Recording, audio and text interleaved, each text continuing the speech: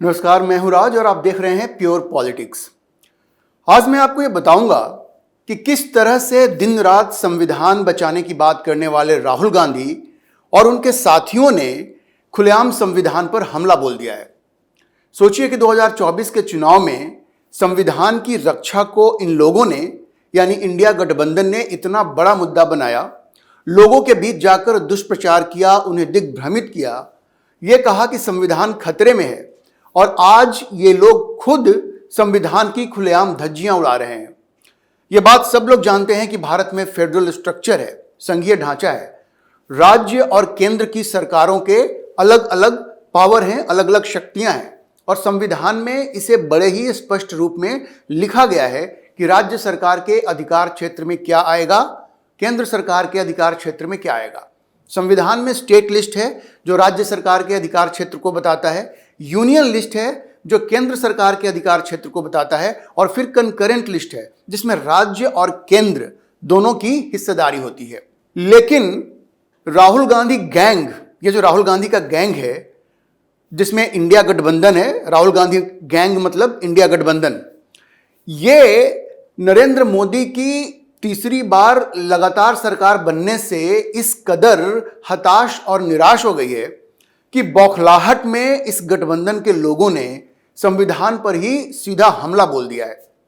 Rahul gang ये भूल गया है कि उनकी इन हरकतों से देश कमजोर होगा, संघीय ढांचा कमजोर होगा और देश की एकता और अखंडता को बड़ा खतरा पैदा हो जाएगा। वैसे इनको भी मालूम है कि वो जो कर रहे हैं वो संविधान के खिलाफ है और इसका कोई फायदा नहीं होने वाला है, लेकिन ये बस एक मैसेज दे रहे हैं कि हम आपकी अथॉरिटी को नहीं मानते और हम आपको डिफाई करेंगे। ये इनकी एक ही मंशा है। हार की बौखलाहट में ये केंद्र सरकार को, नरेंद्र मोदी सरकार की अथॉरिटी को चैलेंज करना चाह रहे हैं। बस इनकी यही मंशा है क्योंकि मालूम इन्हें भी है कि ये संवैधानिक नहीं है।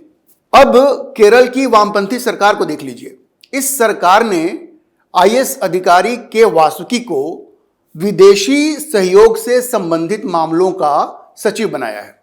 एक्सटर्नल कोऑपरेशन, इससे संबंधित मामलों का सचिव बनाया है। सरकार ने 15 जुलाई को जारी किए गए अपने आदेश में कहा है कि डॉक्टर वासुकी, जो इस वक्त श्रम और कौशल विभाग की सचिव हैं, वो बाहरी सहयोग यानी एक्सटर्नल कोऑपरेशन से जुड़े मामलों का अतिरिक्त प्रभार संभालेंगे। इस आदेश में नई दिल्ली में केरल हाउस के रेजिडेंट कमिश्नर को यह कहा गया है कि वो नए सचिव को नई दिल्ली में विदेश मंत्रालय यानी मिनिस्ट्री ऑफ एक्सटर्नल अफेयर्स और विदेशों में भारतीय दूतावासों और मिशनों के साथ संपर्क में मदद करे। ये ऐसा इंस्ट्रक्शन उनको दिया गया है। अब इस नियुक्ति को लेकर बहुत बड़ा विवाद पैदा हो गया है। भारतीय जनता पार्टी का कहना है कि केरल सरकार ने एक तरह से विदेश सचिव की नियुक्ति कर दी है जो कि संविधान का घोर अतिक्रमण और उल्लंघन है।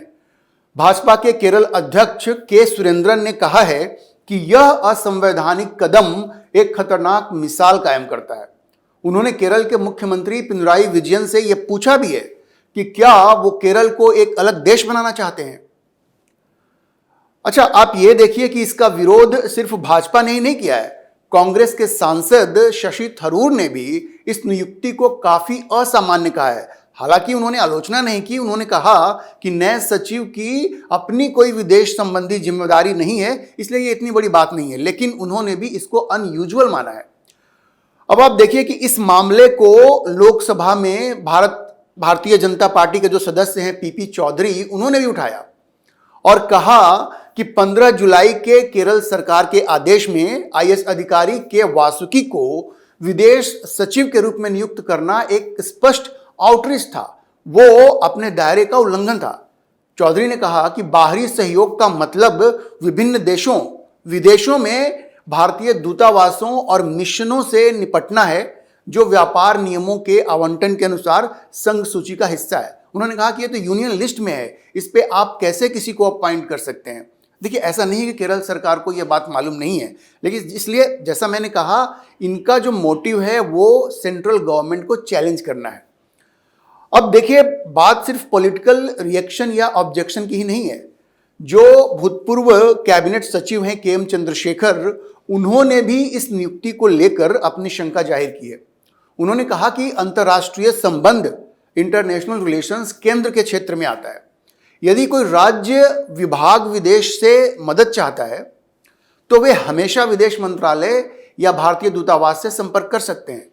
उन्होंने कहा कि राज्य सरकार को स्पष्ट करना चाहिए कि विभाग के सचिव पहले से ही जो काम कर रहे हैं उसके अलावा अधिकारी द्वारा कौन सा अतिरिक्त काम किया जाएगा। उन्होंने कहा आप स्पष्ट कीजिए कि ये और कौन सा काम है जो ये नया काम ये करेंगे, क्योंकि पहले से अगर किसी से कोऑर्डिनेट करना है, जैसे केरल के बहुत सारे लोग बाहर रहते हैं, ये बात फैक्ट है, तो अगर उनसे जुड़ा हुआ कोई मामला है जिसमें आपको कोई इनिशिएटिव लेना है तो अलग अलग विभाग के सचिव ये काम कर रहे हैं, तो अलग से ये क्या करेंगे, ये नए अपॉइंटमेंट की क्या जरूरत है।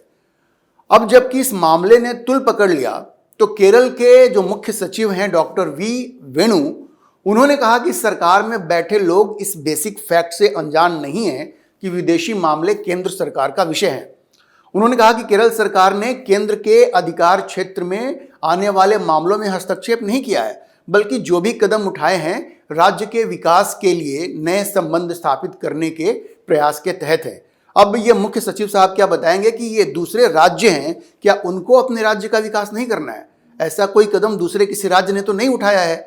जहां इंटरनेशनल रिलेशंस की बात आती है, मिशंस के साथ कोऑर्डिनेट करना है, एम्बेसीज के साथ कोऑर्डिनेट करना है, क्या किसी दूसरे राज्य ने ऐसा किया है? तो भाई आपको इसकी क्या जरूरत पड़ गई? अब ये सचिव, मुख्य सचिव जो हैं वो आगे कहते हैं कि जब राज्य के सीएम या दूसरे मंत्री विदेश जाते हैं तो वहां हुई चर्चाओं के चलते कई प्रतिनिधि नए संपर्क बनाने के लिए केरल आते हैं। बीते सालों में इन्हें अलग अलग विभागों की जिम्मेदारी के रूप में देखा जाता था, लेकिन इस तरह की चर्चाओं की संख्या बढ़ी तो एक बेहतर तालमेल की जरूरत महसूस की गई, इसलिए विदेशी सहयोग डिवीजन बनाया गया था जिसमें नई नियुक्ति हुई है। अब देखिए ये सारे जो क्लैरिफिकेशंस आ रहे हैं, चूंकि इतना सारा बवाल हो गया, तो अगर इनको ऐसा कुछ करना था तो पहले इसके लिए कंसेंसस बनाने की जरूरत थी, लेकिन इन्होंने कंसेंसस बनाया नहीं। चूंकि इनकी मंशा ये थी कि केंद्र सरकार को सीधे चैलेंज करना है कि हम आपको डिफाई करेंगे, इन्होंने तुरंत ये कदम उठा लिया और अब ये विवाद बन गया, और यही वो चाहते थे।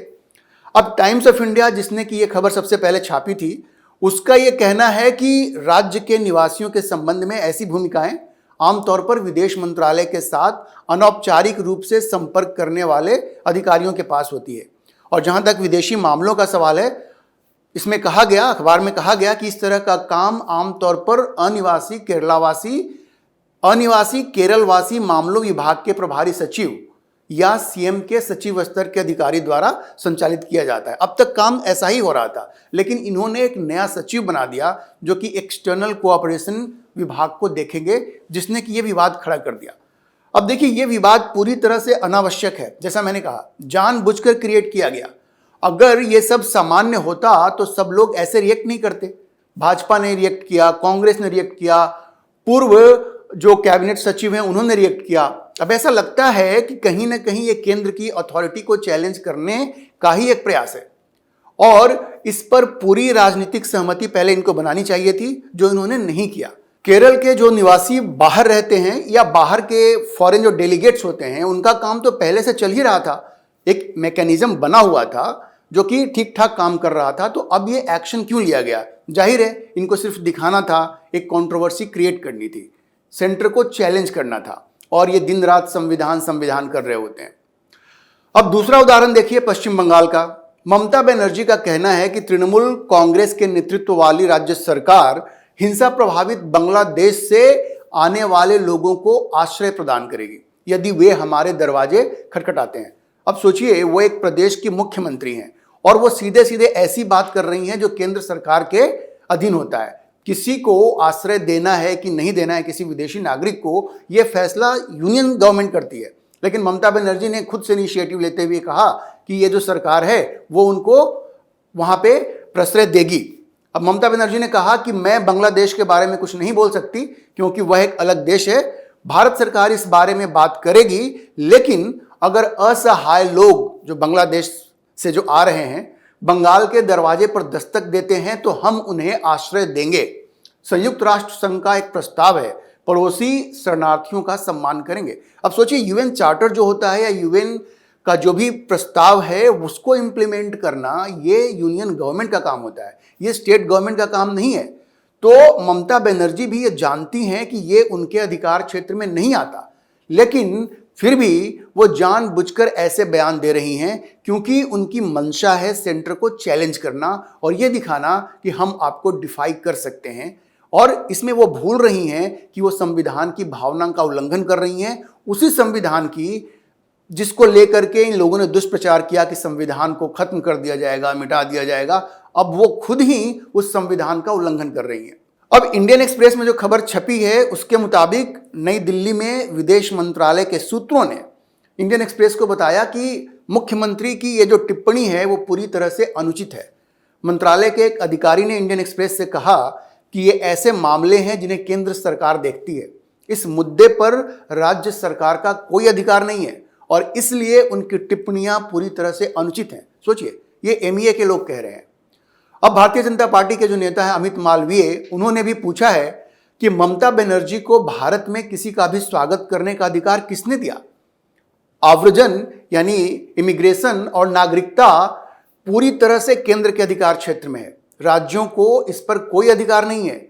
यह बंगाल से झारखंड में अवैध बांग्लादेशियों को बसाने की भारतीय राष्ट्रीय कांग्रेस गठबंधन की नापाक योजना का हिस्सा है ताकि वे चुनाव जीत सकें। तो भारतीय जनता पार्टी ने भी काफी शार्पली रिएक्ट किया है।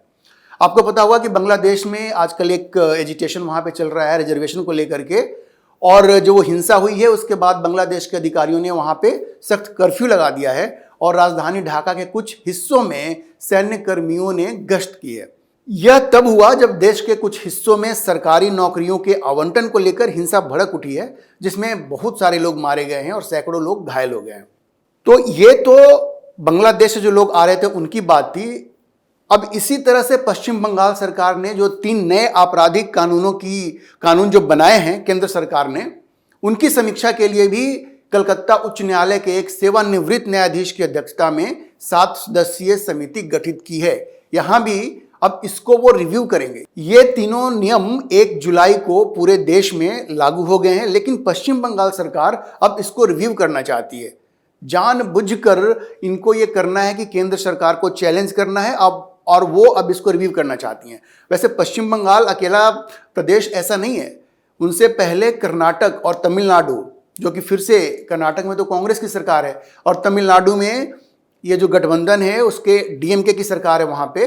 तो कर्नाटक, तमिलनाडु के बाद पश्चिम बंगाल तीसरा राज्य है जिसने कि इन 3 आपराधिक कानूनों में संशोधन के लिए एक समिति गठित की है। ये सब इंडिया गठबंधन के ही पार्ट हैं। तो इंडिया गठबंधन में जिन लोगों की सरकार अलग अलग प्रदेशों में है उनका क्या बिहेवियर है ये आपने देखा। इसके बाद आप देखिए कि संसद में राहुल गांधी ने किस तरह से व्यवहार किया। आपको याद होगा कि प्रधानमंत्री को 2.5 घंटे तक इन लोगों ने बोलने नहीं दिया, वहां पे अपने सदस्यों को भड़काया कि वेल में जाकर के प्रधानमंत्री को बोलने नहीं दें। और इस बार जब सदन शुरू हुआ है तो पहले ही दिन प्रधानमंत्री ने खुद ये कहा कि मुझे 2.5 घंटे तक बोलने नहीं दिया। तो अब राहुल गांधी की एक तो भाषा की समस्या है, वो जिस तरह की बात करते हैं संसद में, पूरी तरह से आक्रामक होना और सेंटर को चैलेंज करना। इनकी जो राज्य सरकारें हैं वो संविधान की धज्जियां उड़ा रही हैं, संविधान की भावनाओं का उल्लंघन कर रही हैं। मतलब कि ये जो राहुल गांधी हैं और उनका जो पूरा गैंग है, ये जो इंडिया गठबंधन है, इनकी मंशा हर हाल में केंद्र की अथॉरिटी को चैलेंज करने का है। अब सवाल ये है कि मोदी सरकार ये सब कुछ, ये जो कुछ भी हो रहा है उसको चुपचाप देख रही है, तो एक्शन कब लेगी? मोदी सरकार को एक्शन तो लेना पड़ेगा। अगर ये समय रहते एक्शन नहीं लेंगे तो देखा देखी सारे राज्य इसी तरह से मनमानी करने लगेंगे, जिसका असर देश की एकता और अखंडता पर पड़ेगा। ये प्रधानमंत्री को भी समझना पड़ेगा और भारतीय जनता पार्टी को भी समझना पड़ेगा। इसीलिए प्रधानमंत्री मोदी को इस संबंध में जल्द से जल्द कोई ठोस निर्णय लेना पड़ेगा।